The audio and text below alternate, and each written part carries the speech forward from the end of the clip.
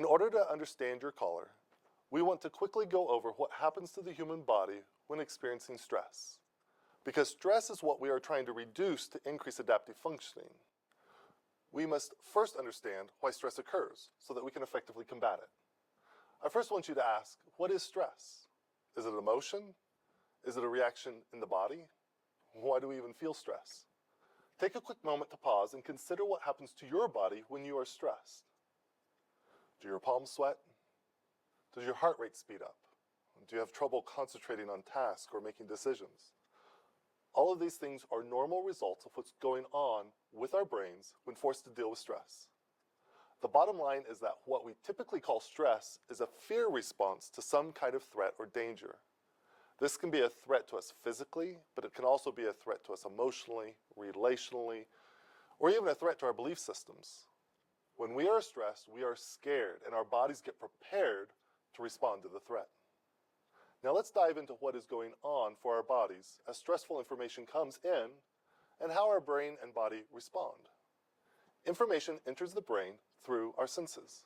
The information is routed to the central core of our brain called the limbic system.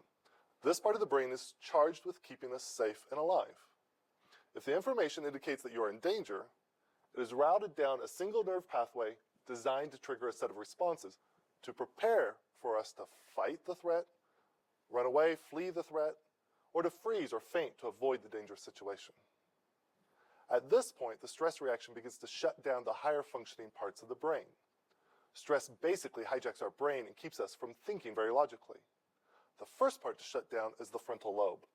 This part of the brain involves our ability to think, judge, problem solve, focus, and plan. Next to shut down is the temporal lobe, which controls emotional regulation and language. This might help explain why speaking can be difficult for a person in a stressful state. And you might experience a wide range of emotions from a caller. It may feel like that they're out of control, confused, or not making any sense. The left side of the brain also shuts down. This affects people's ability to draw on their coping skills, logical thinking, and impacts their ability to follow directions. This sequence might seem counterintuitive. You might be thinking, why would all of these functions shut down when a person is really going to need these abilities? I mean, people need these skills to make logical plans, to get them on the road to recovery, especially after emergencies, or to make important decisions to deal with a threatening situation. Plus, someone in crisis should need to draw on their coping skills. I mean, doesn't shutting down all these functions make that process more difficult? Again, great questions. The reason this sequence does make sense is because those higher brain functions could interfere with an alarm reaction that could save one's life. In certain life or death circumstances, these responses have a practical purpose.